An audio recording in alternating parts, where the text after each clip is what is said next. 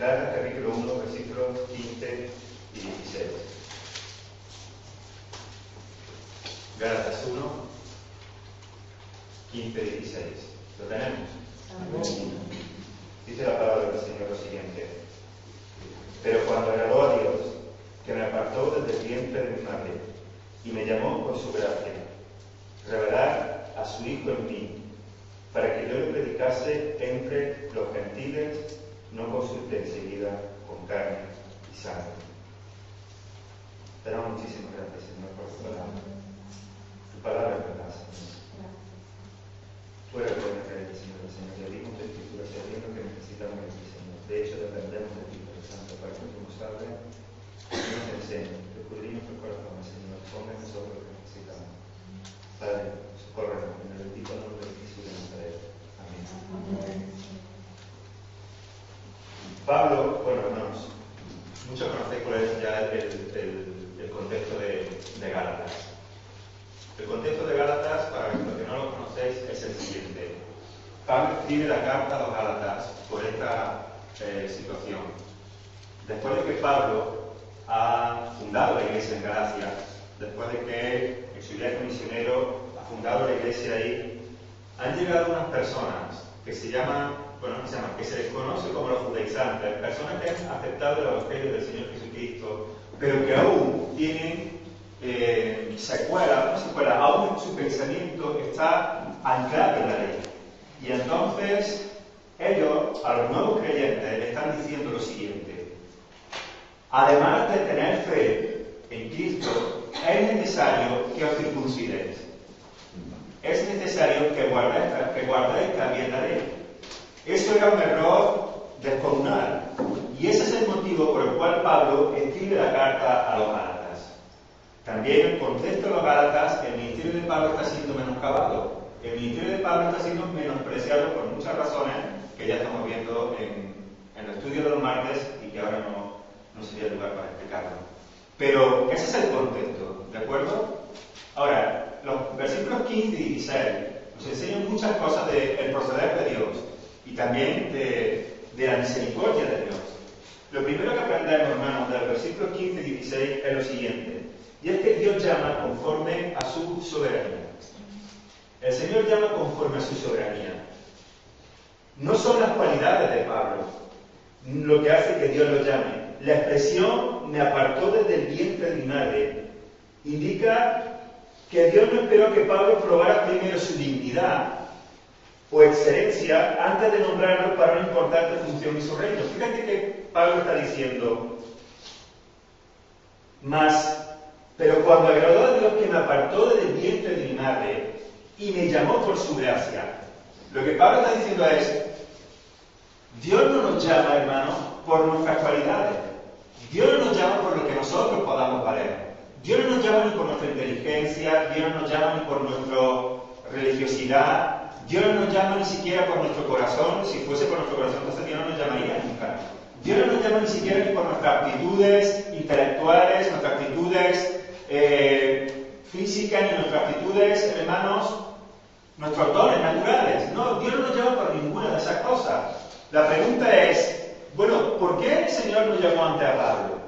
Pero esa es una pregunta que nos podemos hacer cada uno de nosotros. ¿Por qué el Señor no me llamó a mí antes?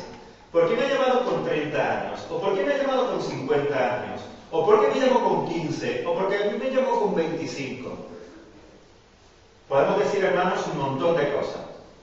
Podemos decir, bueno, yo a qué edad andaba, cuando era joven, yo de verdad es que no me interesaba por las cosas de Dios. Yo vivía mi vida pues como cualquier joven, pensando simplemente en divertirme, en salir, en buscar novia, ni siquiera eso, yo solamente pensaba en vivir la vida. Podemos decir estas cosas. O podemos también decir, bueno, es que tenía un corazón muy duro, yo no creía en Dios. Yo que ni siquiera, yo de verdad que antes era ateo, entonces como no creía en Dios, pues ya a mí no me importaba nada de eso, ni siquiera pensaba que existía Dios.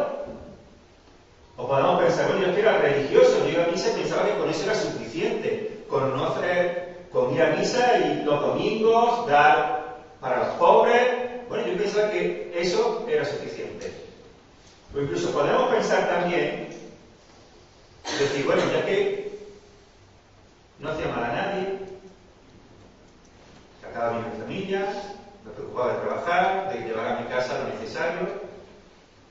Entonces yo de verdad pensaba que yo estaba bien con Dios. Todas estas cosas, hermanos, podemos decirlas y todas estas cosas podemos contestar a la pregunta de por qué Dios no nos llamó antes. Pero todas esas cosas, hermanos, seguían indicando una cosa, que Dios no nos llamó antes porque dependía de nosotros. Si hubiese dependido de nosotros, hermanos, nunca hubiésemos buscado a Dios.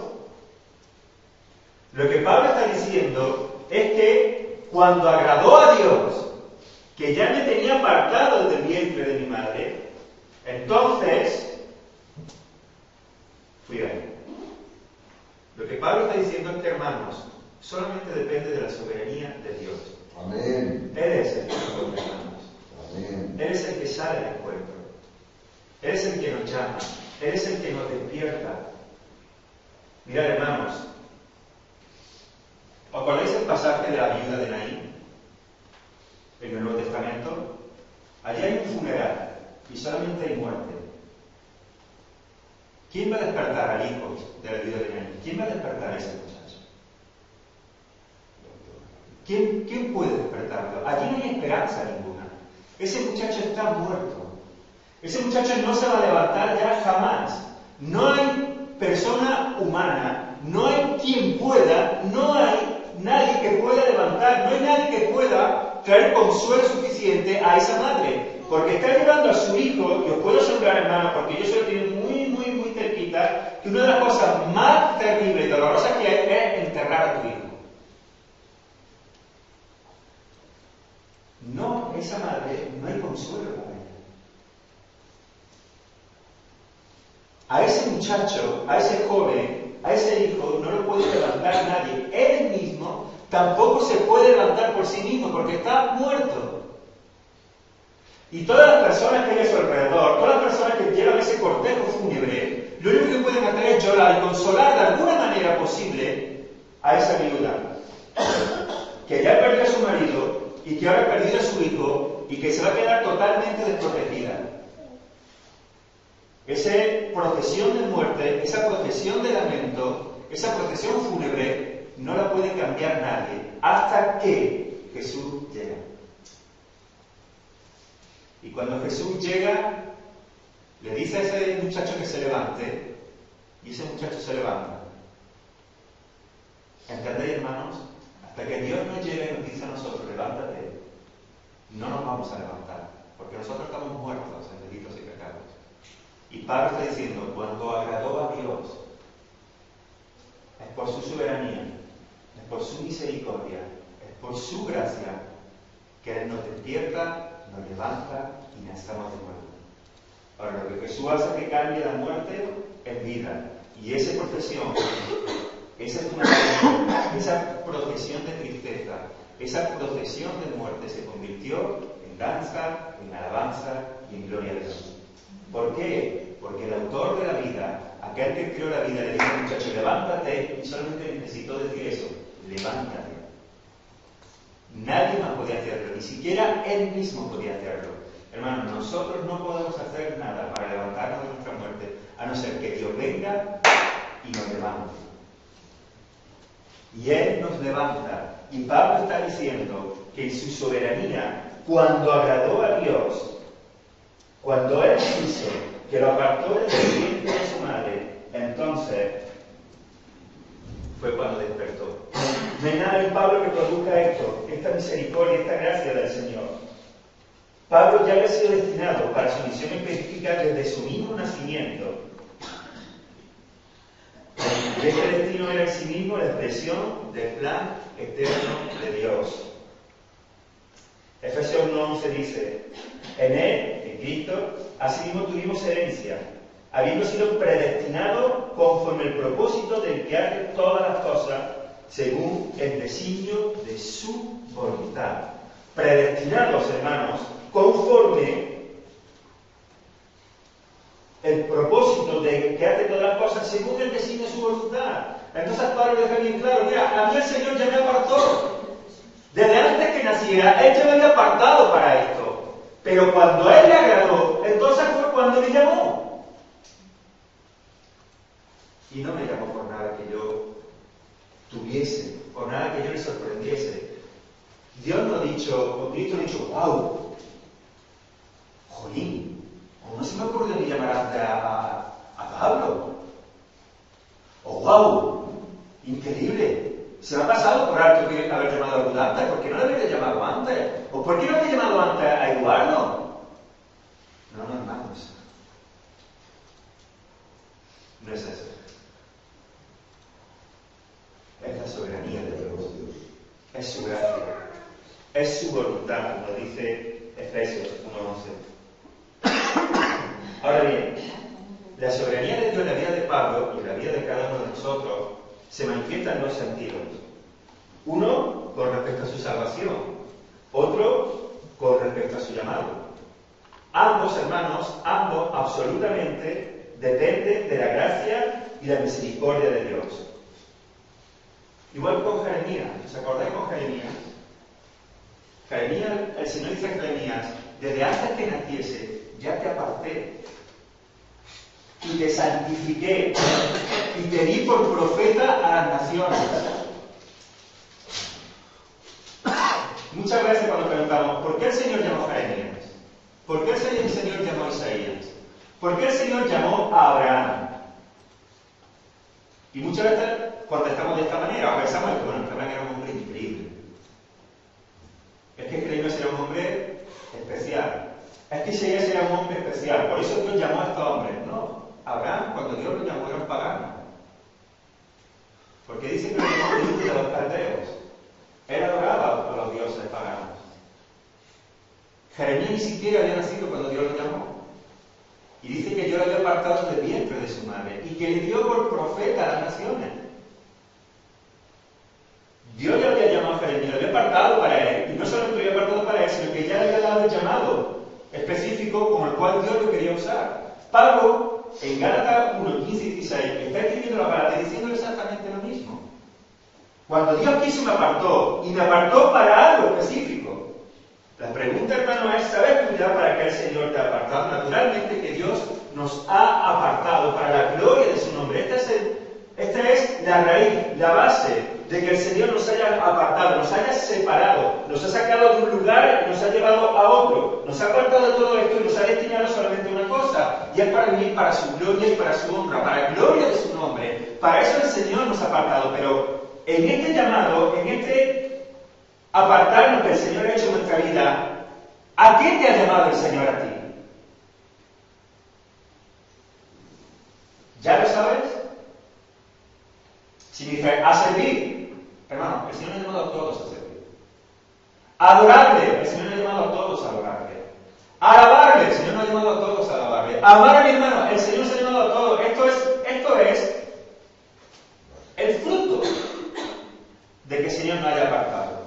Lo natural en nosotros.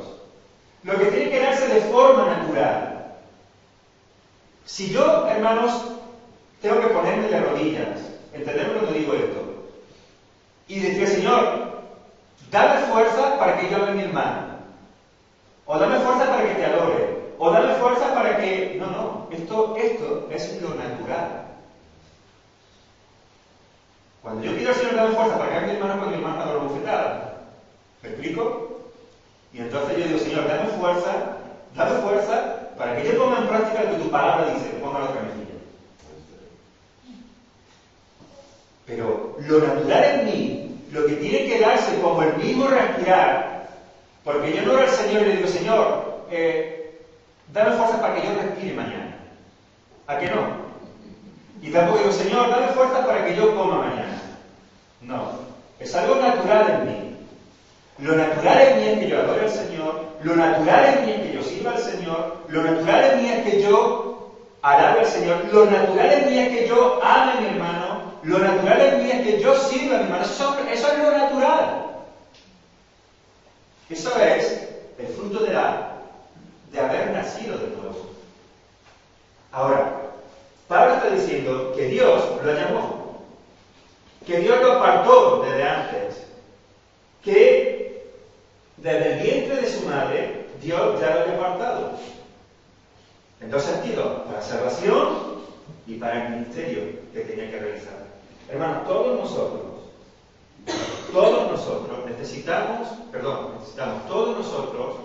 tenemos la responsabilidad de poner nuestro grano de arena en la edificación del reino de Dios.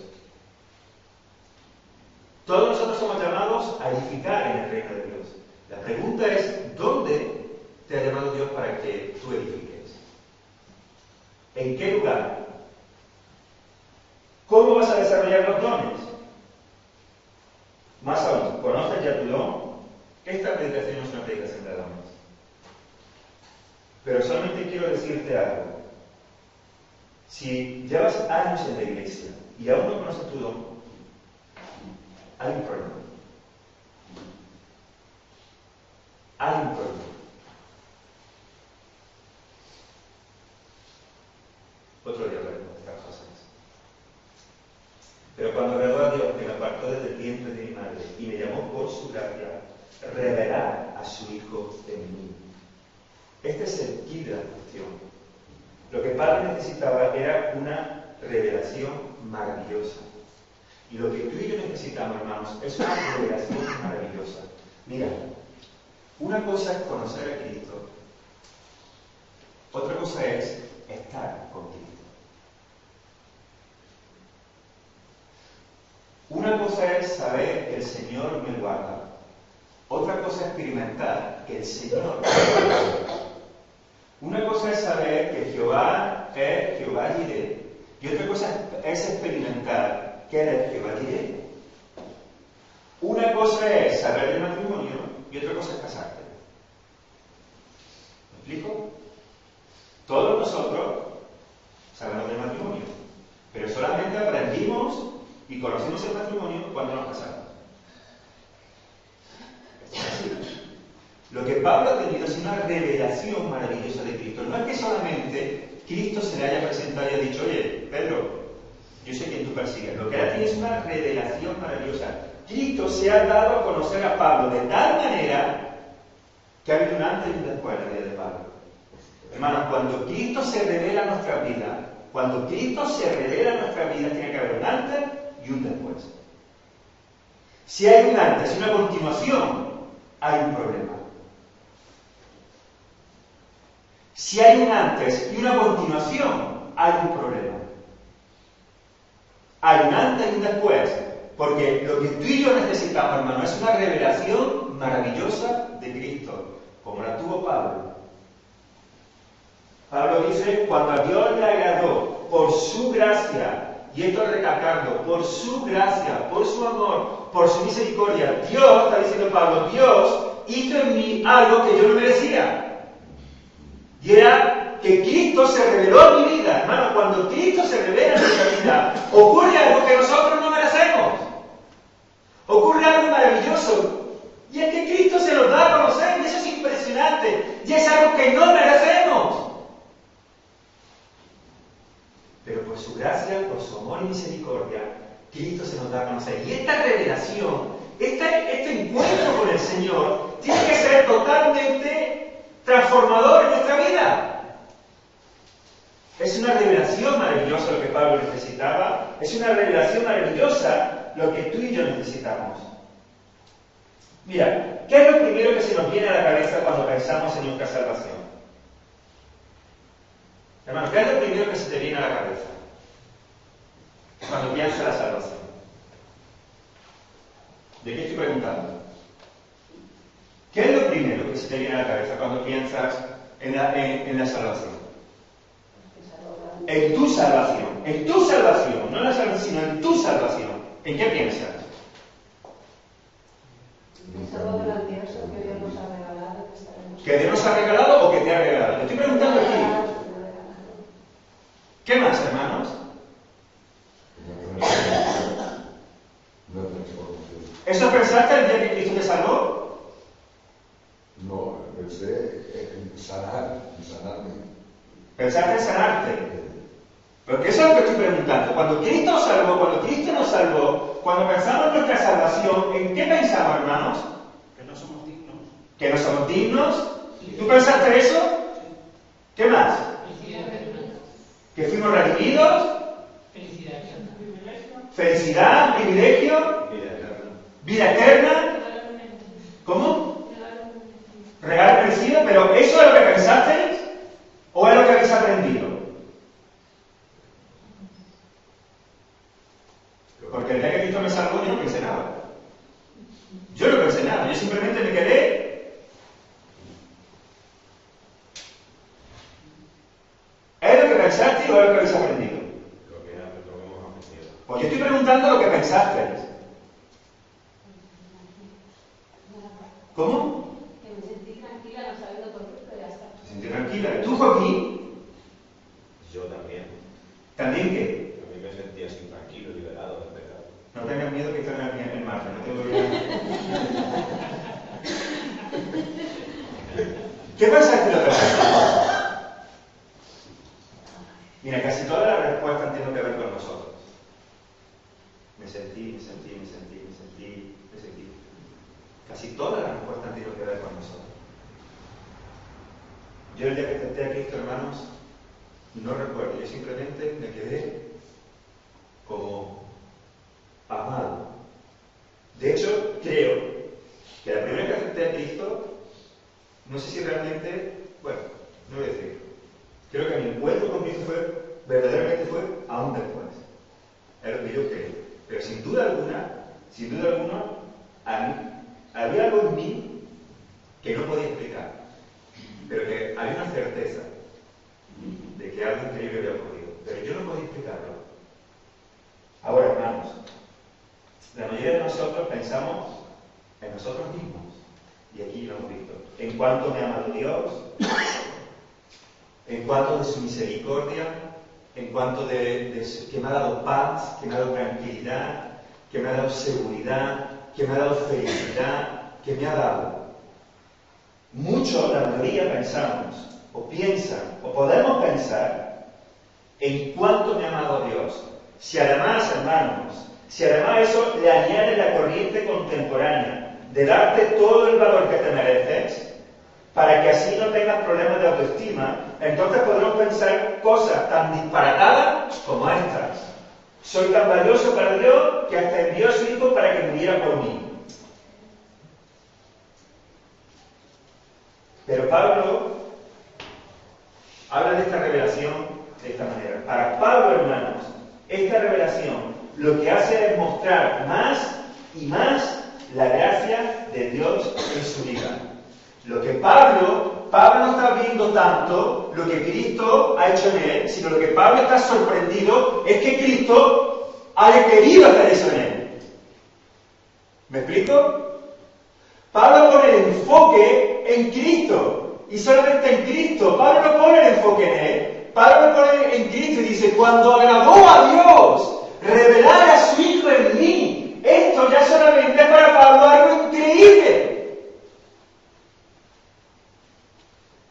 No tiene tanto que ver como que Él me ha amado, Él me ha dado paz, que sí, hermano, claro que ocurre esa cosa, bendito sea su nombre porque ocurre. Pero Pablo está diciendo que Él se ha revelado y esto ya solo es algo increíble. Pablo pone el acento en Cristo, Pablo pone la mirada en Cristo, Pablo no pone tanto lo que Cristo ha hecho en su vida. Naturalmente que Pablo da gracias por ello, naturalmente que luego Pablo va a exaltar a Cristo por lo que ha hecho en su vida, pero no pone el acento en sí, no pone el foco en sí, pone el foco en Cristo. Y el hecho de que ya solamente me ha sido revelado, Pablo está atónito, Pablo está estupefacto, Pablo está admirado. Pero cuando agradó a Dios que por su gracia revelar a su Hijo en mí, tú y yo, hermano, necesitamos una revelación maravillosa del Hijo de Dios en nuestras vidas. Hermano, la frase hace referencia a la gracia iluminadora, revelar, que al mismo tiempo es transformadora. Eso es lo que está diciendo Pablo. Cuando Pablo dice revelar a su Hijo en mí, él está haciendo hincapié en la gracia iluminadora que Cristo, en la vida de Pablo, que al mismo tiempo es una gracia transformadora. Mientras Pablo más se daba cuenta que había estado persiguiendo al mismo Hijo de Dios y que a pesar de eso, este Hijo había tenido misericordia de él y que en su infinito y tierno amor le había buscado, frenando su curso, para después convertirlo en un embajador entusiasta de los misterios de la gracia. Mientras más pensaba en todo esto, mucho más también se llenaba de amor y adoración para con su Cristo. Amén. Cuanto más pensaba Pablo en lo que Cristo había hecho en él, cuanto más pensaba en que él, que era un perseguidor de la iglesia, Cristo se había revelado a él, cuanto más pensaba en esta revelación que había tenido, cuanto más pensaba que él había conocido al Mesías, que él había conocido al dador de la vida, que había conocido al Rey de Reyes, que este fue el hombre que murió en la cruz, que este fue el hombre que fue humillado, que él perseguía a la iglesia, pero que Cristo en su tierno amor y misericordia se reveló su vida. Pablo más le adoraba, Pablo más le adoraba, Pablo más le servía, Pablo más se quedaba ensimismado, Pablo más quería adorar al Señor, más quería servirle, más quería dar su vida por el Evangelio. Pablo más se entusiasmaba y se enamoraba de Cristo. Amén. Esto es la revelación de Jesús en nuestra vida.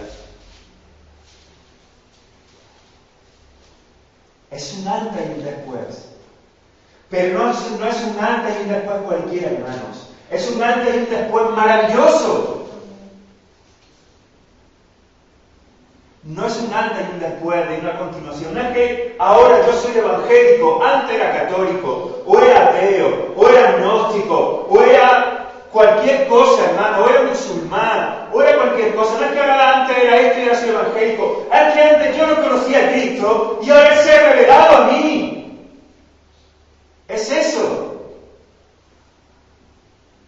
Es que el Hijo de Dios me ha salido al encuentro, es que Él se ha mostrado como Él es.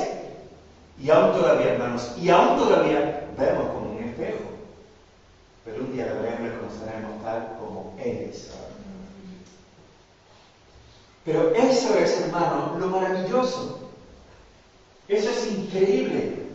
Fíjate, hermano.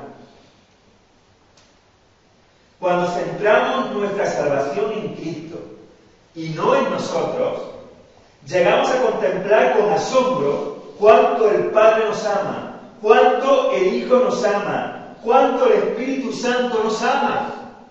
Cuando centramos nuestra atención en Él y no en nosotros, hermanos, ¿tú has pensado lo que ha pasado en nuestra vida? ¿Has meditado en ello?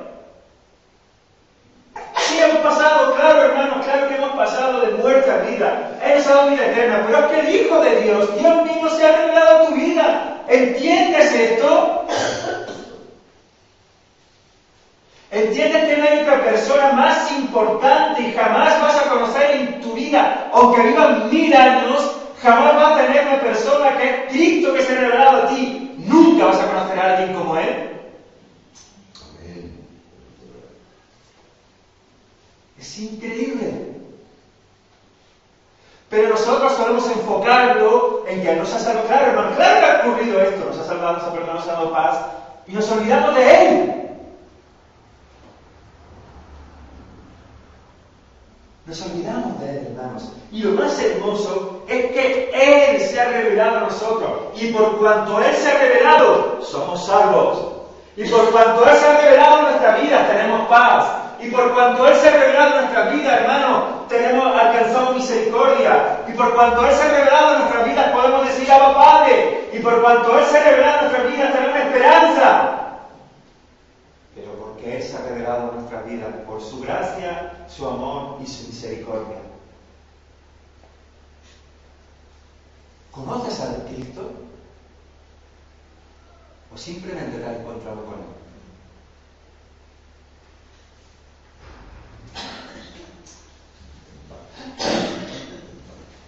¿Conoces al Señor? ¿Lo que más te emociona es pasar tiempo con Él o solamente pedirle a Él?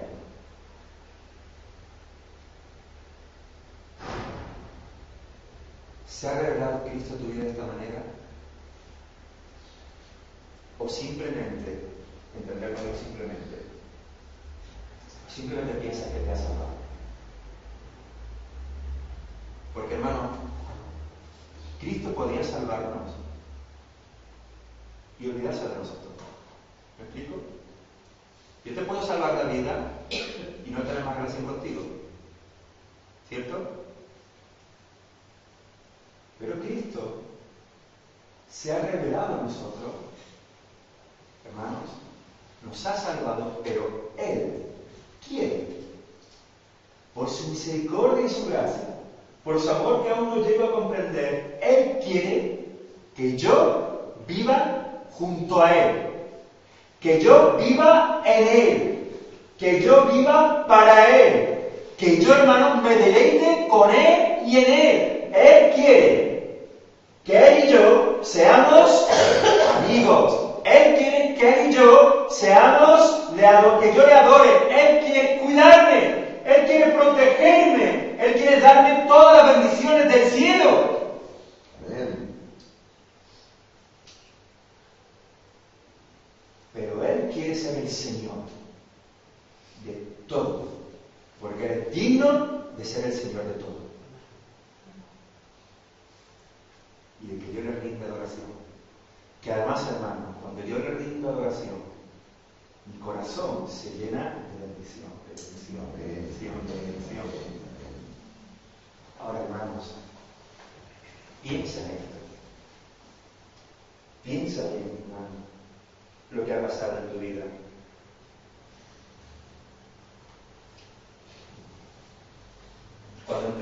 Cuando centramos nuestra salvación en Cristo y no en nosotros, llegamos a contemplar lo que he dicho antes, hermano. El Espíritu Santo nos ama. ¿Cuánto nos ama el Padre? ¿Cuánto nos ama el Hijo? ¿Cuánto nos ama el Espíritu Santo? Si traemos a memoria, hermano, si traemos a memoria todo lo que nos ha sido perdonado, aún todavía, todo lo que nos ha sido evitado. ¿Tú has pensado alguna vez de cuántas cosas te ha librado el Señor sin que tú lo sepas? ¿Has pensado alguna vez en esto? ¿Has meditado alguna vez en esto? De las cosas que el Señor te ha librado cuando ni siquiera tú le conocías. Yo soy consciente, hermanos, de que el Señor, ya antes de que yo ni siquiera lo conociese, me estaba librando de un montón de cosas.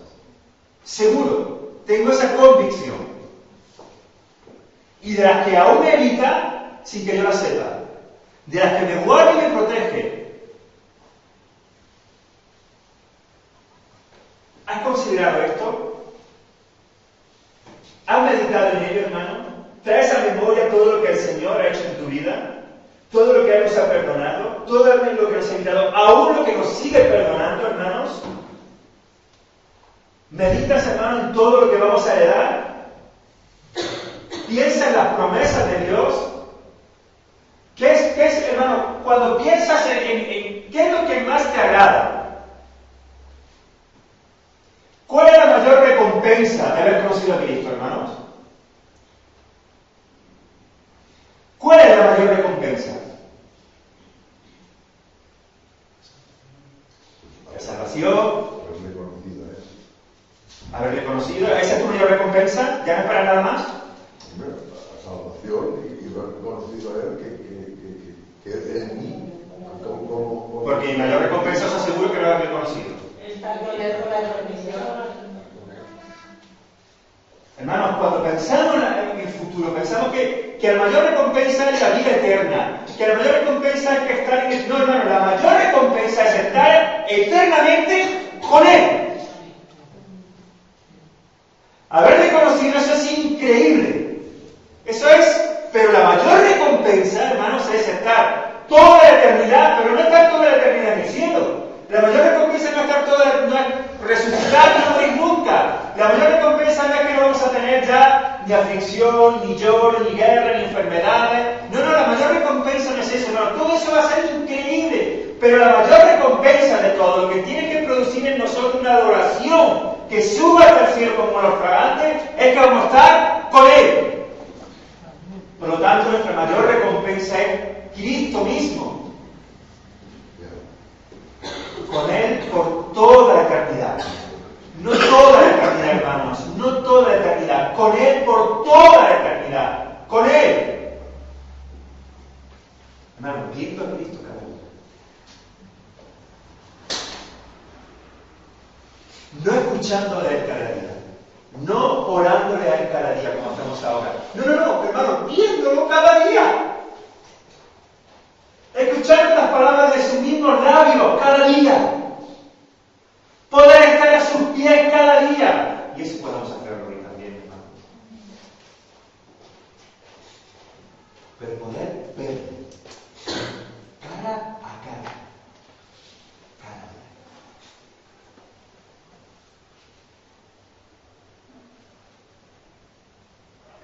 tienes motivos para adorarle. Eso es que Cristo se ha revelado. Piensa en eso. Piensa en eso, hermano. ¿Lo meditas? La revelación de Cristo en nuestra vida es el hecho más importante que jamás nos haya ocurrido y nos pueda ocurrir. Ha cambiado por completo nuestro presente, ha cambiado por completo nuestro pasado y ha cambiado por completo nuestro futuro. El omnipresente, hermanos, el omnipresente encarnado y naciendo en un pesebre, el Rey de Reyes azotado, el Todopoderoso en una cruz, el justo y santo cargado de pecado, el creador de la vida muerto y enterrado. Esto, hermanos, es una terrible locura. Es una majestuosidad increíble. Es una maravilla, hermanos. Es una salvación gloriosa y hermosa. Hermanos, que la tierra tiemble, que los mares se estremezcan. Cristo ha resucitado. Cristo está sentado a la diestra de Dios. Él me ama. Dios ha querido revelar a su Hijo en mí. Bendito sea su nombre. Esto es algo increíble. No te puedes quedar igual. No puede ser un antes y una continuación. Es algo que tiene que sacudir nuestra vida. Y que ha sacudido nuestra vida de tal manera que tiene que ser evidente. ¿Cuántas personas has conocido que has dicho, wow, esta persona, conocí a esta persona y esta persona me impactó? Esta persona fue, cuando conocí a esta persona fue un antes y un después. Claro, hermanos, ¿o no? Te voy a decir un ejemplo. Tú has conocido a una persona que era un antes y un después. Tu esposa, tu esposo. ¿Cambió tu vida? ¿Sí o no? Claro. ¿Cambió tu vida? Tú eras un antes y un después cuando conociste a tu esposa y a tu esposo. Un antes y un después cuando has tenido tus hijos. Y ha habido personas que te han impactado, que han marcado tu vida y que muchas veces has tomado decisiones. Hermano, nadie como Cristo. Nadie como Cristo. Nadie como Cristo. No va a haber jamás, en tu vida jamás, eso te lo aseguro yo, te lo aseguro, jamás alguien tan importante como Cristo revelándose a tu vida. Nadie te va a marcar como Cristo.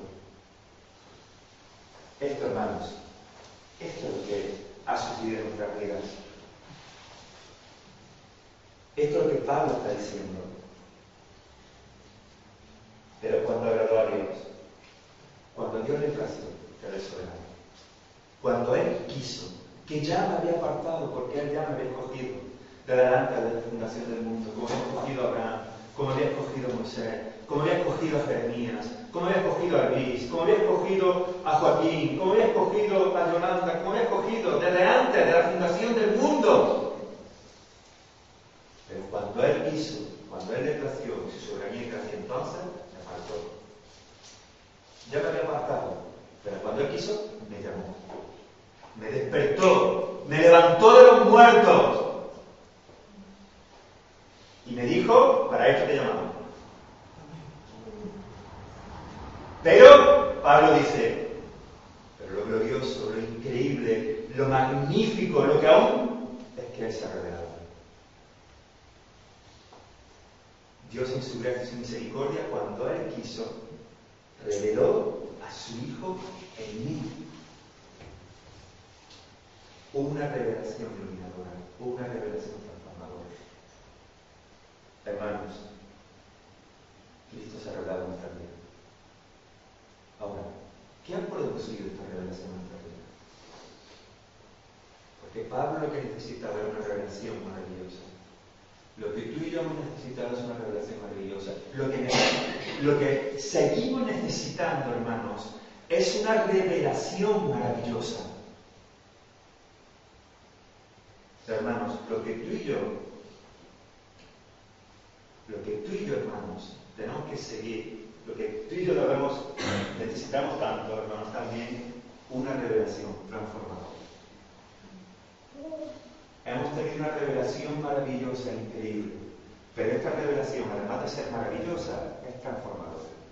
La pregunta es, ¿cómo ha transformado la revelación de Cristo tu vida?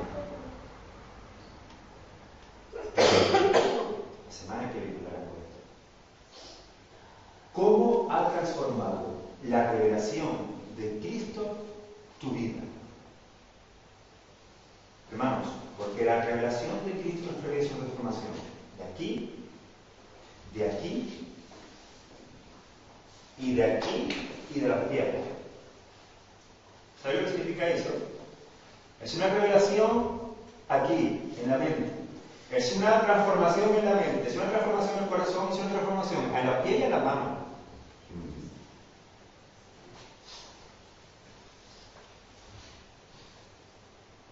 ¿Cuánto de esta revelación maravillosa, hermanos, ha transformado mi vida? Porque yo necesito una revelación maravillosa de Cristo, la cual he tenido, pero también una revelación